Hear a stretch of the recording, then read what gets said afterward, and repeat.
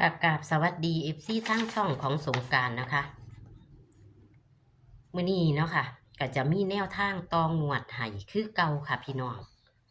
เป็นแนวทางของแอดเองเด้อค่ะพี่น้องงวดวังหนึ่งหันพี่น้องเอ้ยมีผู้ใดถือบ่คะคันมีถือก็ดีใจนำนะคะพี่น้องดีใจนำที่เลขของแอดกับเขาอีกเป็น5 งวดแล้วเด้อค่ะพี่น้องจะเป็น5 งวดแล้วนะคะที่ความฝันของแอดเขานะคะ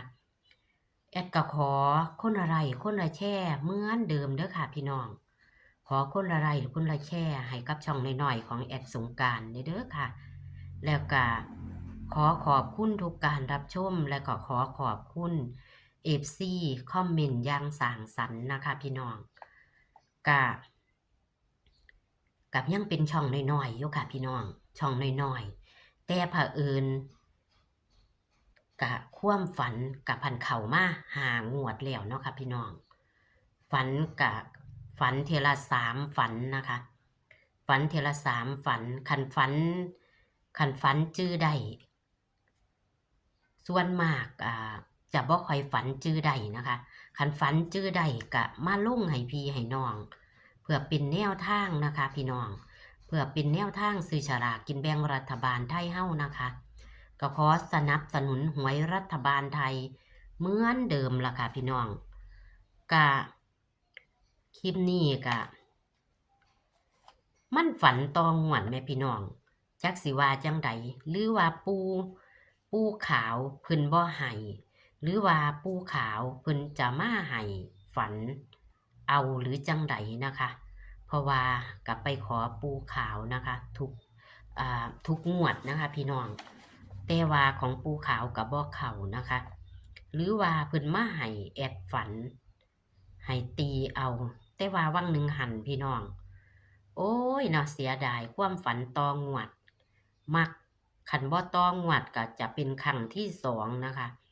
มักจะเข้าเนาะพี่น้องเนาะก็เข้าที่เกต2ก็เลขก็ออก2เกตเนาะค่ะพี่น้องจำได้บ่ค่ะนี่ค่ะหลักฐานก็คืออายุหน้าไส้นะคะอายุหน้าไส้ที่แอดฝันว่าเพิ่นใส่สอยทองสินบักใหญ่ผ้าเขาไปในบ้านในเฮียนเพิ่นแต่ลางเพิ่นพี่น้องพิษแต่ว่าไปออกบุญเนาะบ่แม่นลางผันไปแน่ตะเลขบ้านเพิ่นพี่น้องเพราะว่าเคยฝันเกี่ยวแล้วมันเข้าเลขบ้านเนาะอันใดก็บ่แน่บ่นอนคือว่านั่นล่ะเนาะค่ะเนาะบ่แน่บ่นอนนึกว่าจะเป็นเลขบ้านเพิ่น38แต่ว่าบ่แม่นผันไปออกอายุเพิ่นได้72ปีกลับไปออกที่2เกตออกเป็นตัวกลับเนาะค่ะก็เลยเข้าที่2เกตให้เกต2ไปออกตัวกลับนะคะพี่น้องแต่ก็บ่ผิดหวังก็เฮ็ดให้ FC บ่ผิดหวังนะคะคันผู้ใดซื้อนะคะแอดก็ยังบ่คิดเลยว่า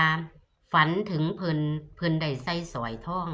ก็ยังบ่ไปซื้ออายุเพิ่นอยู่พี่น้องเอ้ยแอดก็บ่ได้ค่ะงวดนี้บ่ได้เทิงก็ซื้อบ่หลายนะคะก็ซื้อแต่ลอตเตอรี่ไว้นะคะพี่น้องก็ไปซื้อนำพ่อบ้านน่ะบัตรเลขพ่อบ้านผันบ่เข้านะคะเลขพ่อบ้านบ่เข้าก็ขอโทษขออภัยนะคะพี่น้องเอาใหม่นะคะพี่น้องเอาใหม่แอดก็ได้ฝันแล้วค่ะฝันต่องวดแล้วพี่น้องฝันมื้อคืนนี้ฝันมื้อคืนวันที่16มาหาวันที่17ค่ะพี่น้องฝันว่าคันฝันจำได้จังซี่มันอาจจะแม่นดิพี่น้องคันฝันจำบ่ได้ฝันจังไดก็จำบ่ได้มันอาจจะบ่แม่นเอาพี่น้องตีซอยกันอีกคือเก่าเด้อค่ะเด้องวดวันที่1พฤษภาคม68นะคะแอดก็ได้ฝันว่าจักว่าสิไปสูบน้ำไปดูดน้ำใส่หน้าแต่ว่ามันบ่แม่นดูดมันเป็นสายยางดอก มีผู้หญิงคนหนึ่งอยู่ต้นน้ำทางหนึ่งปล่อยสายยางปล่อยน้ำลงมาปล่อยน้ำลงมาแอดพันสิไปถ่าเอาน้ำแอดพันเป็นแปลงหน้าเป็นสาพี่น้องแปลงหน้าเป็นสาตื่นแต่ว่าเป็นคือให้หน้าดิเป็นสาทีนี้เป็นแปลงหน้าสองแปลงเป็น2 แปลงเป็นหน้าเป็นคือจังสานี่ล่ะแต่ว่าสาตื่น2 สาเฮี้ยงกันอยู่พี่น้อง2 สาเฮี้ยงกันวันนี้แอดก็เลยไปล่อเอาน้ำใส่สาหนึ่งเต็มแล้วเขาผันว่าสิปิดน้ำสิหยุดทรงน้ำดิว่าสั่นว่าแอดก็เลยว่าเดี๋ยวเอาใส่อีกสาหนึ่งก้อนว่าสั่นเรียกอีกสาหนึ่งว่าสั่นแอดผันเลยเอาลงใส่เอาสายยางหรือว่าเอาลงใส่อีกสาหนึ่งพี่น้องเอาพี่น้องว่าจะตีว่าจังไดสามันก็สีแก่เนาะแต่ว่าสาน่ะเป็นสางามแต่ว่าเป็นสาเป็นผืนขึ้นหน้านี่งามสาว่าสั่น2 สาเฮี้ยงกันสาหนึ่งอยู่ภาคเทิงสาหนึ่งอยู่ภาคใต้พี่น้องเอาน้ำใส่พี่น้องสิตีคือแอดสงกรานต์บ่พี่น้องสิตี142คือแอดบ่สามันก็น้ำตีแก่เนาะค่ะพี่น้องแอดก็เลยคิดว่าสาจะเป็น4น้ำก็เป็น1 2 สาแอดก็เลยตีเป็น142สิตีคือกันกับแอดบ่งวดนี้ก็ให้เข้าคือเก่าเด้อปูอยู่เฮียนอยู่ซ่านหรือว่าปูขาวคันเพิ่นมาให้ดลจิตดลใจให้ฝันให้ FC เพิ่นถูกนำเด้อค่ะแล้วบัดนี้บ้านเลขที่ของแอดนะเพราะว่าแอดเป็นผู้อยู่ถ้าเอาน้ำใส่สานี่สานั่นแอดก็เลยเอาบ้านเลขที่แอดลงน้ำเลขบ้านของแอดก็360ล่ะพี่น้องแต่ว่าบ่ตัดให้พี่น้อง FC ไปตัดเอาเด้อค่ะมัก60ก็ตัดเอาเด้อค่ะพี่น้องแต่ระวัง6กับ9ก็เป็นตัวเดียวกันนะคะข้างหน้าก็36นะคะตัดเอาเด้อพี่น้องเด้อจะตัดเอา36หรือจะตัดเอา3003ก็ได้เด้อค่ะพี่น้องมักกะจัดขัดกะพานแต่ว่าบ่ตัดให้ส่วนอายุของแอดก็54ย่างเข้า55เนาะค่ะ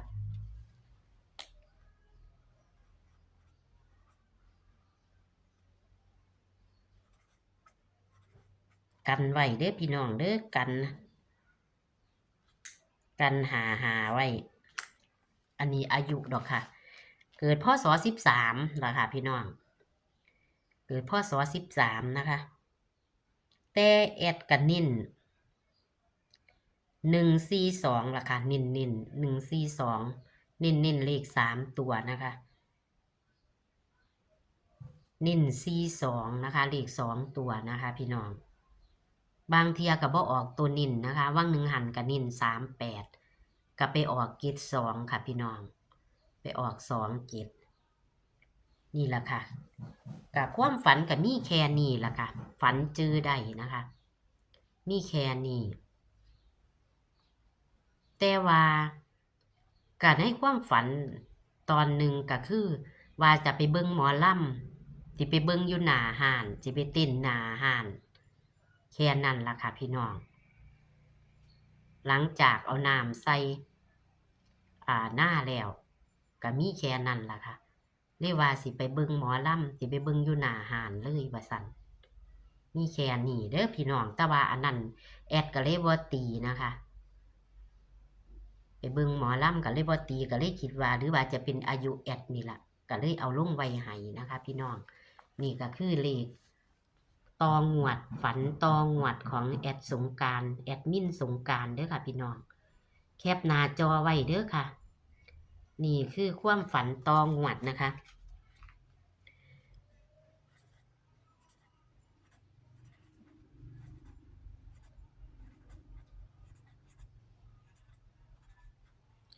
ผู้ใด